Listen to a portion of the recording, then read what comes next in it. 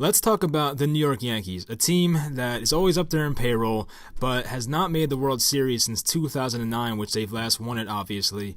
They have made the playoffs 7 times in the last 10 seasons. That's very good, but they can't seem to get over the hump. So they've made the playoffs 7 times in that span, but have not had a World Series appearance since 2009, as I mentioned before. So there's a lot of current free agents for this team, a lot of big decisions to be made. So first, let's start with the current Yankee free agents. We start with Edwin Encarnacion, who they already announced are not picking up his option for next year, so he'll be a free agent, free to go anywhere he wants. He probably won't be back with this team, unfortunately. Had a very rough championship series, but I like him as a player. I mean, it sucks that he really had a really rough playoffs. I mean, the first 2 games of the playoffs, he was good, but outside of that, not so good for Encarnacion. Aroldis Chapman, he wants a new contract. He opted out. I personally would give it to him. I understand he's in his lower 30s now. He probably won't be throwing 102 miles per hour for much longer, but at the same time, he's one of the most reliable closers in baseball. It's hard to find that. He was AL Reliever of the Year. I personally thought Liam Hendricks of the Athletics should have got it, but it is what it is. But still, one of the most reliable closers in baseball. They don't grow on trees, so I would take him.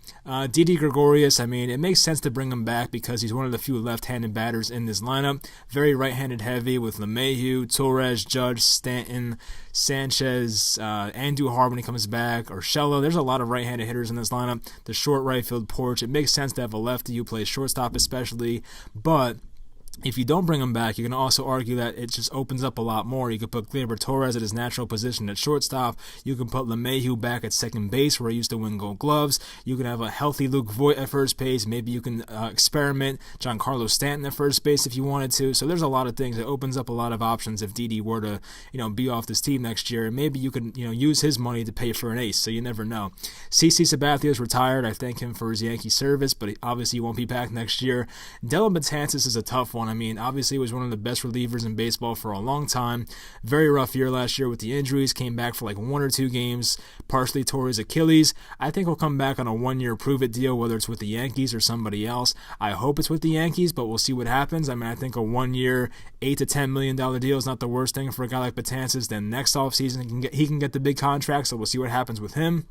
Brett Gardner's always a tough one, but the Yankees don't have much behind him. I mean, Mike Tauchman was a nice player last year, but do you really trust Mike Tauchman to be your starting left fielder for 162 games next year? I don't know, but same thing. I mean, Clint Frazier, good hitter. Don't trust him much in the field, but he's there as well, so maybe they want to give Frazier a full shot. I'm really not sure what's going to happen with him. Gardner's 36 years old. I mean, if they want to bring him back for 1 more year, that's fine by me, but later in this video, I'll tell you guys a free agent left fielder that I'm very interested in, so I'd rather have someone else over Brett Gardner, but if the Yankees bring him back, I won't be mad about it. Austin Romine, I feel like he'd want to go somewhere else because he's definitely capable of starting on other teams. I mean, the Yankees, lucky for them, have one of the better catchers in baseball offensively in Gary Sanchez, so Austin Romine does not play too much. I feel like he can start on some other teams or be in like a 50-50 split with somebody else, so maybe he goes to a team that needs a catcher. There's a lot of them in baseball. I mean, think about teams like the Padres probably need one. I know Austin Hedges is a good defensive catcher, but there's a bunch of teams. I can't even think of them right now, but there's not many great catchers in baseball, as we know, so I feel like Romine could start anywhere else, basically. There's probably like 5 to 7 teams that would take him. They still have Kyle Higashioka. I can't really pronounce his name. Higashioka, the backup catcher who backs up Romine. He came up with the Yankees at some points last year. He was pretty good, I guess, so he'd be the backup catcher. And then Cameron Maybin, I feel like he's probably not going to be back with the Yankees next year, but he probably earned a contract somewhere else next year, so I'm happy for him in that standard, or that regard I should say. So at least he has that going for him, but I don't think Maybin's coming back with the Yankees next year. So now let's get on to the regular free agents and around the MLB and who the Yankees might pick up from some other teams. So the obvious one is Garrett Cole. There will be a crazy bidding war for this guy. He's most likely going to be bid on by the Yankees, the Dodgers, the Padres, the Angels, probably the Astros even. He'll be 29 next year, which is, sometimes concerning because of durability issues and velocity. I think 3 years ago, Cole missed like probably 10 to 12 starts with an injury, so you never know with some of these guys, and Cole's a guy who can hit 100 miles per hour, so when these pitchers lose their velocity, you never know what's going to happen. They kind of have to like reinvent themselves themselves in a way. So that shouldn't be a concern yet. But if you sign him for like a 7-8 year deal, it's probably halfway through the contract when he reaches like 33, 34 years old and starts to lose his velocity. Is he going to be the same pitcher? And of course, staying healthy is a big thing as well. But the Yankees are in a spot where they should be all in. This is a roster that can win the World Series now. They're one ace away in a lot of people's opinions from winning the World Series or possibly being in the World Series. So I feel like going in for a guy like Garrett Cole right now is probably what the Yankees have to do. If they miss out on him, or even Steven Strasburg, who might be a free agent as well, if they miss out on those guys, there are some like B-level pitchers they can go for. So, of course, Madison Bumgarner, who I would say used to be an A pitcher, but he's only 30 years old. I mean, he hasn't been as good lately as he used to be, but still, he's a pretty good pitcher for the most part. Cole Hamels, who's not as good as Bumgarner, but still a veteran lefty, might be able to help his rotation. I mean, this might be Jay Happ all over again, but still, there's younger guys who are inconsistent like Zach Wheeler, Jake Odorizzi, guys like that. So I don't know what they want to do with pitching. I mean, I think the main guy they want to go for is Cole. Every Yankee fan wants the guy, so hopefully that's what they do, but we'll see exactly what happens. And of course, there's some other guys, but of course, we want the ace, obviously, in Garrett Cole. So if the Yankees decide to move on from Brett Gardner, I said I wanted to add a guy in free agency that I liked a lot, and that guy is Corey Dickerson, who I want to compete with Mike Tauchman and Clint Frazier for left field. Dickerson is 30 years old, left-handed batter with a very nice swing, had a low-key really good 2019, did not have many plate appearances, had 260 plate appearances between the Pirates and the Phillies. I think he missed like the first couple months due to injury, so that's probably why. He was in a platoon role, I think, with the Phillies as well, so he hit .304 with 12 homers and almost 60 RBIs in only 260 plate appearances. So he's a good player. He's a really good hitter. Honestly, don't know how his fielding is, but he can't be that bad. So hitting-wise, I like Corey Dickerson a lot. So we'll see what the Yankees do exactly, who they want to target for left field if they don't bring Garner back. But I personally believe that Corey Dickerson's a good option for the Yankees. So maybe they add some other pitching depth, whether it's a reliever or another extra body at starter. We'll see what happens.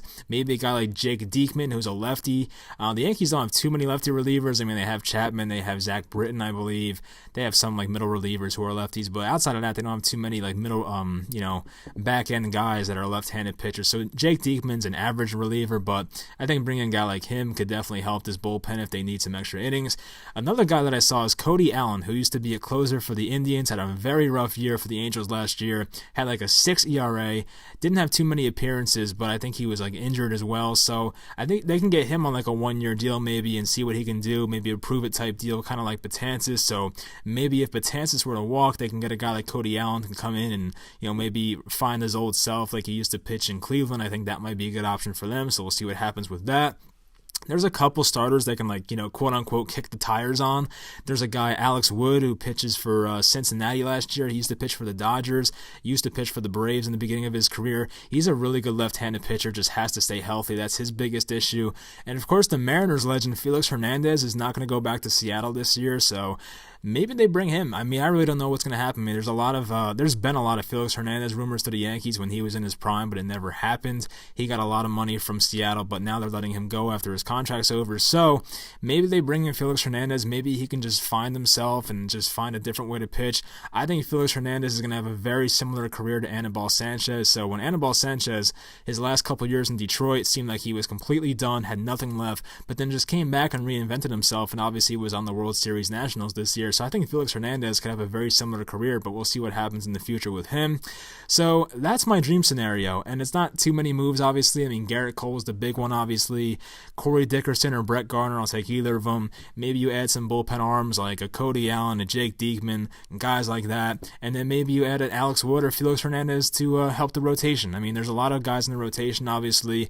Let's go over the complete depth chart. I just made a list for you guys here. So at catcher, Gary Sanchez, Hideyoshi Oka. First base would be Luke Voit, Mike Ford. Second base, LeMahieu, Tyler Wade. Shortstop is Gleyber Torres, Tyler Wade. Then you have at third base, Gio Urshela and Miguel Andujar. I don't know which one's going to start. That's going to be very interesting. I'm still concerned with Andujar's defense. I think Andujar's a better hitter than Urshela, but Urshela might be a better all-around player. So really, you have to factor defense in at third base especially. We'll see what happens with that. Left field for me would be Corey Dickerson Jefferson, followed by Mike Tauchman. Center field, we have Aaron Hicks, who I didn't want to sign to an extension, but they did. Backing him up would be Clint Frazier, maybe Jacoby Ellsbury if he ever comes back. I'm not really counting on it. That's why I did not put him, but Clint Frazier as the starting center fielder does not sit right with me, but I really don't know who else they would put there. Maybe that's a spot for Brett Gardner to play center field for this team. I really don't know, honestly. And then right field is Judge and Stanton, but as you can see, I have Stanton playing designated hitter most of the time, so the Yankees experimented with Stanton a lot in left field the last couple of years, and he's been injured a lot. I think the Yankees want to keep him on the field as much as possible, obviously, and I think they're going to try and DH Stanton as much as they can, so I think that's going to be his primary position next year. The starting rotation here on the right side would be Garrett Cole, Masahiro Tanaka, James Paxton, Luis Severino, Domingo Germán. That's 5 people right there, but you also add in Jordan Montgomery coming back from injury, and then maybe a Felix Hernandez or Alex Wood, as I said before. The bullpen would be Aroldis Chapman, you have Zach Britton, Tommy Kahnle, Adam Ottavino, Chad Green, maybe a Cody Allen, Dylan Betances, and as I said before, designated hitter, Giancarlo Stanton. So that's my whole dream scenario for the Yankees. It's not too crazy. I think it could happen, but we will see what Brian Cashman does this offseason. I want this team to be in the World Series once again. I miss it. It's been a long time, and as a Yankees fan, of course, I want to see it happen. So I hope you guys enjoyed this video. Let me know in the comments what you think the Yankees should do this offseason, and I'll talk to you guys next time. Can the Los Angeles Lakers win the NBA title this season? So, of course, they made the huge offseason trade for Anthony Davis.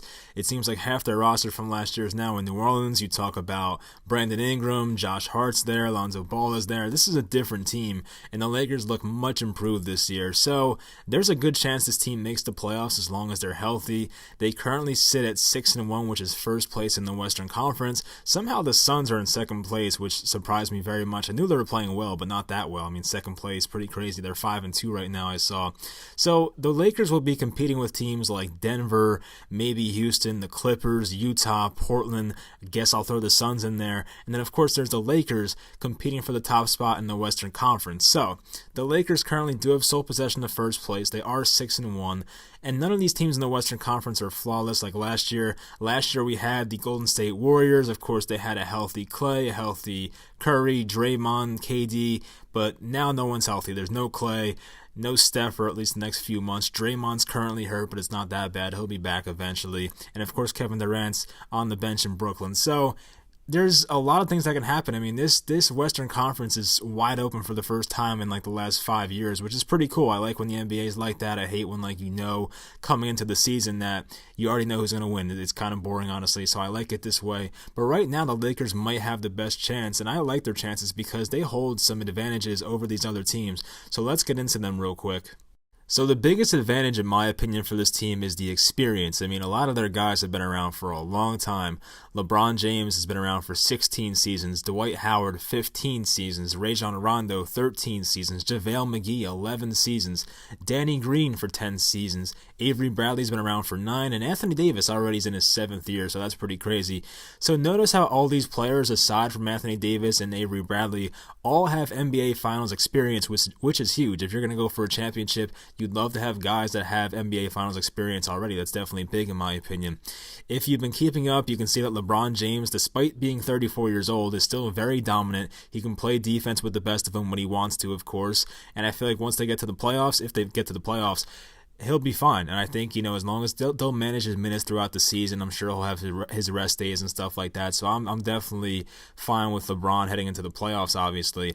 And you can see that Anthony Davis is a perfect fit for this team. I mean, they can go to him whenever they want. He's been a great scoring option for them. He's put up some crazy numbers so far this year. So as long as Anthony Davis stays healthy, which is not a guarantee, I love the spot he's in right now, and I think he's a perfect fit for this team, as I said. Even Danny Green's been great in his role. He's been hitting big shots for them. He had that big shot against Dallas, I think it was 4 or 5 days ago, whenever it was, but huge shot for him. And even Frank Vogel, who's the coach for this team now, used to be with the Pacers, with the Magic for a couple of years. He made the playoffs 5 times in 9 seasons as a head coach and brought the Pacers to back-to-back Eastern Conference Finals appearances, so that has to be something. I mean, the Pacers weren't this overly dominant team. Of course, they had Paul George, and he was their superstar, but they weren't a team that had 3 superstars Lakers. It wasn't like you just threw any head coach in there and they were going to make the conference finals. I mean, you have to have a pretty good coach, or you have to be a pretty good coach, I should say, to bring a team to the conference finals when you have one superstar in Paul George and just a bunch of role players around him. So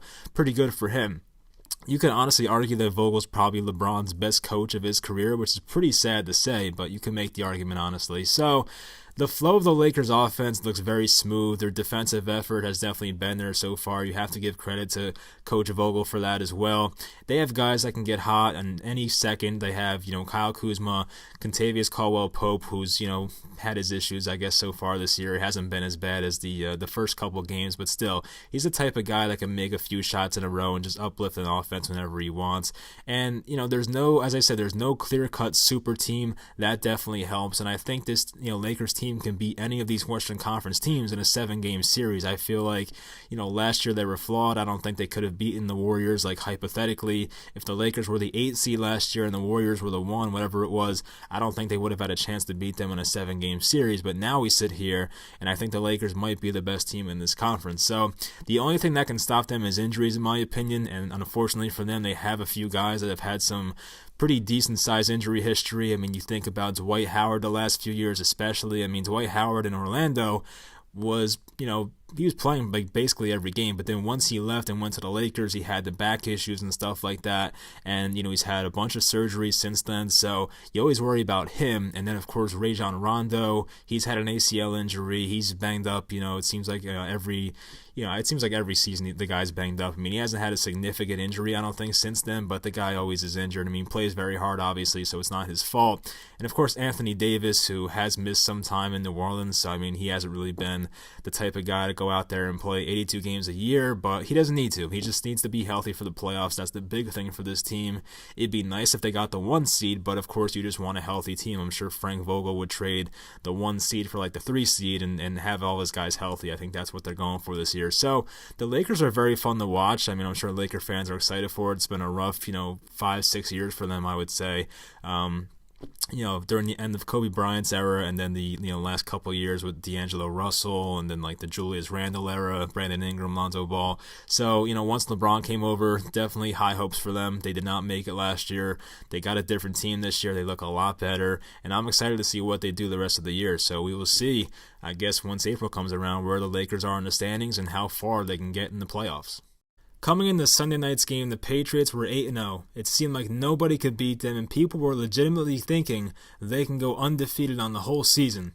The Pats defense had some ridiculous numbers heading into that game. They allowed 1 touchdown pass through the first 8 games of the season. They led the league in interceptions, and they just looked like the best defense in football. Maybe you can say the 49ers, but definitely top two in the league. So prior to Week 9, the Patriots have played in 2 competitive games, well, somewhat competitive games. One was the Bills, where they only won by 6 points, and one was the Cleveland Browns, believe it or not. They won that game by 2 touchdowns. But they had games against, like, Luke Falk, and they had games against, it was Ryan Fitzpatrick and the Dolphins at that time. They had one against the Redskins with Case Keenum. They had one against the rookie quarterback Daniel Jones in Week 6. They played Sam Darnold in Week 7. Baker Mayfield and the Browns in Week 8, which I guess was somewhat competitive, as I mentioned before. So it was obviously a pretty easy start for the Patriots in their schedule. It does get a bit harder down the stretch. They play the Eagles, the Cowboys, the Texans, the Chiefs. Definitely some tough games on the schedule for the next 4 or 5 weeks for this team. So now let's get into some of the areas like where the Patriots are beatable. So I think to beat this team, it comes down to number 1, running the ball efficiently and effectively. So obviously, in these games where they've been competitive, or teams against the Patriots have been competitive, running backs against them have put up over 100 yards. They had very good yards per carry, and you just have to run the ball efficiently to beat this team. That's very important to it. Number 2 is do not turn the ball over against them. If you lose the turnover battle, it's very hard to beat this team. So make sure you take care of the ball on offense. Number 3, you're able to play man-to-man coverage without getting beat by their receivers. So, of course, when you're facing Tom Brady, you have to blitz him. That's number 4 I have, actually. Can you blitz Brady and get him rattled?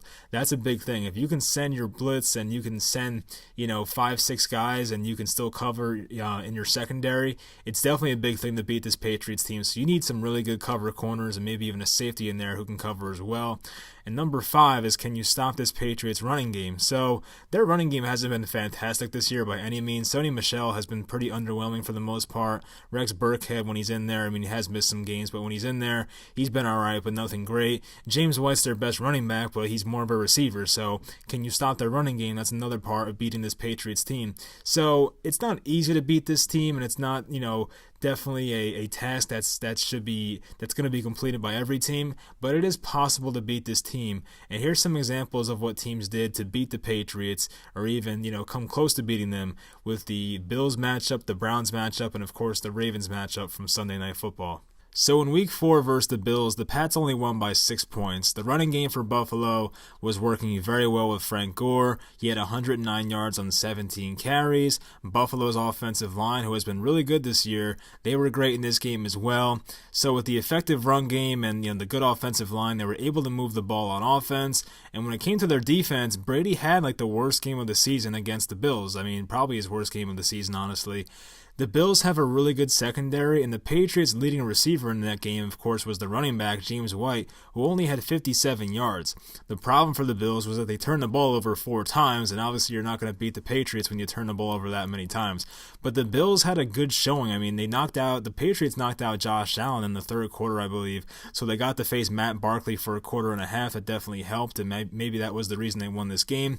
But they turned over Tom Brady on the goal line. That was definitely huge for their defense. They ran the ball effectively. The turnovers is what killed them. If they did not turn the ball over 4 times, the Bills might have won that game. So there's an example right there of how the Patriots could have lost the game. In Week 8 versus the Browns, the final score did not look so pretty, but the Browns were definitely killing the Patriots on the ground. So the problem once again was turnovers in this game, but the Browns running back Nick Chubb, who did lose 2 fumbles in this game, he ran all over them. He had 131 rushing yards on 20 carries.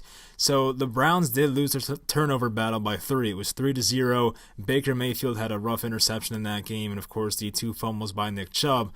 But outside of that, they were able to move the ball pretty effectively for the most part, and they were scoring on this defense, but of course the problem was the turnovers. So the Browns were able to sack Brady 3 times, and they held the Pats to 5 for 16 on third down conversions. So once again, the Browns were in that game. If they did not turn the ball over so many times, maybe they win that game. Maybe that's a close game. The Browns obviously are not a good team. I mean, they're definitely one of the more competent offenses that the Patriots have played this year, which is, pretty sad, honestly, but still.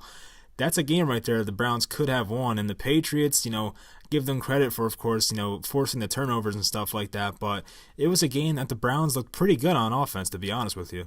Week 9, of course, was the Ravens game, and they were destroyed via the ground attack. So the Ravens ran for 210 total yards. They controlled the ball for 37 minutes as well, and it wasn't even perfect. They fumbled the ball twice. There was one on a punt return. There was one by Mark Ingram in the Ravens territory, so that was not a good play by him, obviously. The turnover battle was even, so it didn't hurt the Ravens too much, and of course they had a huge defensive touchdown on the Edelman fumble brought back by Marlon Humphrey, who's had a great year for the Ravens. But the Ravens' offense was the big story in this game, obviously. So, of course, not every team has a Lamar Jackson, at their disposal. That'd be nice, obviously. But the Ravens, or even the Bills and the Browns, they basically laid out the blueprint for how to beat this Patriots team. I mean, don't try to throw for 400-plus yards against them. That's probably not going to work. Just run the ball effectively and trust your offensive line. The Pats are probably still the Super Bowl favorites, in my opinion, but it's not like they're unbeatable like people were saying just last week. I thought that was a little crazy, in my opinion. If you watched my channel last week, I made the picks for the week, and I picked the Ravens to win this game, actually. I thought this would be too much for the Patriots to handle. I like the Ravens because they came off the bye week. They had 2 weeks to prepare for this game. The Patriots never played anybody like Lamar Jackson, so I like their chances. I didn't think they win the game that easily, but still, they won the game anyway. So I think there are some teams in the NFL that are set up to beat this Patriots team. You look at teams like the Ravens, of course, you have the Saints, the 49ers, or even the Seahawks. They're good examples of teams that can handle them because they have good running attacks. The 49ers, of course, they love to run the ball. Same with the Seahawks. The one thing about the Seahawks, though, their defense is definitely concerning, so I don't know if they can stop the Patriots' offense. But the 49ers have a great defense. So do the Saints. They have a great running attack as well. And, of course, we know the Ravens. So there are teams out there that can handle this Patriots team, and I still think they are the Super Bowl favorite. But at the same time, they're not unbeatable, so don't think that. So we'll see how the Pats perform in the coming weeks. They do play some harder teams, as I mentioned before. So I guess we'll see how these, how those games go, and we'll see how legit the Patriots actually are. The Los Angeles Chargers held the Packers offense to 11 points on Sunday. The Packers were favorites in this game. They got their star wide receiver back in Davante Adams for the first time since Week 4, and their offense scored a combined 73 points in the previous 2 games, so they were on fire. And when I see good offenses shut down, I'm often curious as to what went wrong and what exactly happened in the game. So I went back and watched what the Packers did on offense for each drive. Of course, there were penalties, just lack of discipline. The offensive line struggled, and even Aaron Rodgers missed some throws, to be honest. So let's go back and see what exactly went wrong with this Packers offense and what they need to do to fix everything. So as expected, the first drive did not go so well, and it was an example of some bad offense and even some bad play calling. The first play right here was a designed swing pass to Aaron Jones, the running back. The 2 wide receivers on the outside were supposed to block their men, but Davante Adams missed his block, and that blew up the play. It was a 2nd and 11 after that. So okay, you lose 1 yard, not the end of the world. The next play, the right tackle for the Packers, Brian Bulaga, had a false start. That makes it a 2nd and 16. So the Packers, they pick up 8 yards on the next play. It causes a 3rd and 8. On that 3rd and 8, the entire line broke down. About 3 offensive linemen for the Packers looked terrible on this play, and 3 Chargers were in the backfield right away for a sack. So that's how drive number 1 ended. Drive number 2 was pretty similar. It was a 2nd and 5, so things were looking better, but then what do you know? A false start by this time the left tackle, David Bakhtiari, so that makes a 2nd and 5 a 2nd and 10. On 3rd and 10, it was the right guard, Billy Turner, who they picked up in the offseason from Denver, I believe, who gave up a sack to Melvin Ingram, who had a great game in this one. Drive number 3 looked like a first down by the running back Jamal Williams, but wait, an illegal block in the back by wide receiver Allen Lazard turned a first down into a 2nd and 10. So what do you know? They should have had a first down, and just a bad penalty makes it a 2nd and 10 now. The next play was a delay of game by the offense, so they lose yards once again. They did pick up a first down on an unnecessary roughness call on a 3rd down and long, so the Chargers bailed them out, but they ended up punting on the same drive anyway, so nothing was accomplished. So coming out of halftime, you figured the Packers offense would be a lot better in the 3rd quarter, but again, they made some of the same mistakes once again. So they start off coming out of halftime with a handoff to Aaron Jones, and the play was blown up immediately, and they're already in a 2nd and 13 hole. The next play was a 5-yard scramble, and then a missed deep ball to Jake Kumaro. So once again, another 3 and out for the Packers, this time to start the 3rd quarter. Drive number 2 of the second half was ruined by the offensive line when Rodgers was sacked on a 2nd and 10. Both tackles were to blame on this play as Joey Bosa and Melvin Ingram took down Rodgers. The next play on a 3rd and long was a missed throw down the middle to Davante Adams, and yet again another punt for the Packers offense. The Packers' drive at the end of the 3rd quarter was ruined by the Chargers cornerback Desmond King, who in my opinion is one of the most underrated defenders in the NFL. We always talk about Casey Hayward, who's also a great corner, but Desmond King deserves some love as well. First, he blew up a Davante Adams bubble screen, and then on 3rd and long, the Chargers were playing some prevent defense, and they had a check down to Jake Kumaro, but the pass was knocked away by Desmond King once again. The Packers did get on the scoreboard. They put up 3 points, making it a 19-3 deficit after that. The Packers offense finally found the end zone in the middle of the 4th quarter, but they were down 26-3 before that anyway, so there wasn't really a legitimate chance of them coming back and winning that game. So what went wrong with the Packers offense? Well, honestly, it was a lot of things. So penalties, whether it was holding, delay of game, block in the back, completely stalled the drive like 3 or 4 separate occasions. The offensive line was an issue. You talk about the tackles, Bulaga, Bakhtiari, and then the right guard, Billy Turner. You can even blame Matt LaFleur because some of his play calls in certain situations did not fool the Chargers at all. There were a few screenplays that were blown up as well. So that's basically what went wrong with this offense. It's nothing major. These are fixable issues because a lot of it is discipline and penalties and stuff like that. Some play calling issues. It's not really a talent issue right now.